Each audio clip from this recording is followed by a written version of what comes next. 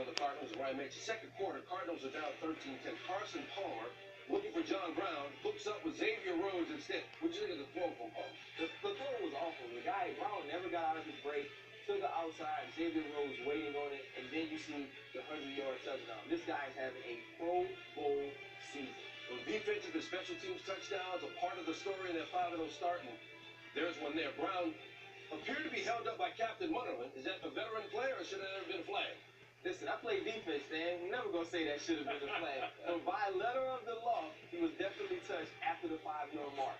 All right, so the Vikings up 20-10. Opening kickoff in the second half. Cordero Patterson's kind of become a forgotten man on the offense for the Vikings, but here he is making a big play on special teams. At some point, you have to kick it somewhere else, Dan. This guy has 5 kick returns for touchdowns. Clearly, he's a specialist at being a specialist.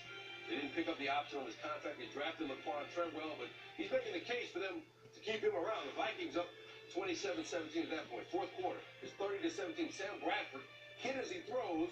He fumbles. Deion Buchanan recovers for the Cardinals. The Arizona Cardinals should be thanking Deion Buchanan for making that play. They could not move the ball in the second half. Ensuing drive, 3rd and 3. David Johnson, 10 straight game with 100 or more from scrimmage. Only the 4th player since the merger with that kind of a streak. Vikings punt now. Brown back to field it. What'd you think of the decision to let it go? You have to catch the ball. You have to save that field position. On the sideline, Patrick Peterson is arguing with B.A. because he wanted to be out there. But at the 13-yard line, Palmer underthrown, incomplete on 4th and 19, but a flag thrown. Tom Johnson for roughing the passer. What'd you think of that call? No, I hate Stan because he says he drove him into the ground. It's football. Guys fall on the ground. Terrible call. Later in the drive, 3rd and 5, Palmer, J.J. Nelson can't get that one, so it's 4th down now. And it comes down to this. Palmer looking for somebody, anybody, but Daniel Hunter's going to find him before he finds anybody. Another big defensive play for the Vikings. They win it. After the game, Rhodes spoke with Britt McHenry about his big play. It was the right call by the coaches. You know, I had help inside, and I just stayed outside, and he threw the ball outside, and I just made a good play on the ball. You got to savor it. What did your teammates on the sideline and defensive players on the field say to you after that? Oh, who said I don't have hands? You know, I'm known to drop interceptions, but today I basically caught them all. So, you know, I'm proud, I'm happy. I thank God for that, to give me the opportunity to go out there and play ball and not worry about anything. As I just went out there and just played it all out, gave it all I had.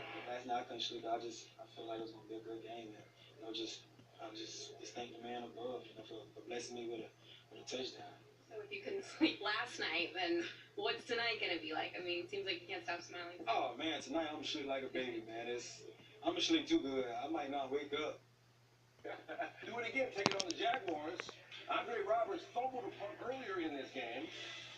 He secures this one and makes some moves, and he's gone. Hey, this is what you need in the league. If you're struggling offensively, Dre Robs comes in and makes a huge play for them, and this actually got them started in this game. And guess what? Matt Prater's extra point blocked. The epidemic all around the league. Lions take a 6-3 lead. 2:49 to go in the second quarter. Blake Bortles to Allen Robinson. Tight balls and tight spaces. What a throw by Blake Bortles and an excellent catch by Robinson. Jason Myers mixed it and missed the extra point, so it's 9-6. Jaguars have lost 5 straight. Gus Bradley under a whole lot of pressure. Raphael Bush with the interception and does some nifty work on the sidelines to stay in bounds and then takes it to the house. This is a great return, but when you're a bad team, stuff like this happens to you. What a great play by Raphael Bush. The Lions up 16-9. Late third quarter, 16-12 now. Bortles looking for Marquise Lee, and what a catch. An amazing catch. He throws the ball to the outside, outstretched arms, gets both feet down. You see the toe tap. Nothing a defender can do about that. Nothing you can do. That's the one where your coach even says, hey, man, good play. 2 plays later, go back to it. He came back for the encore. He said, I can do it once, I can do it twice. All right, so the Jaguars up 19-16. But if you've been following the Lions, you know they trail in every game in the fourth quarter. It doesn't really matter because they found a way to come back more often than not. Matthew Stafford to Eric Ebron. How does he get so wide open? I don't know. I don't know if he had on an invisible cloak or what, but he was wide open like he just popped right up the ground.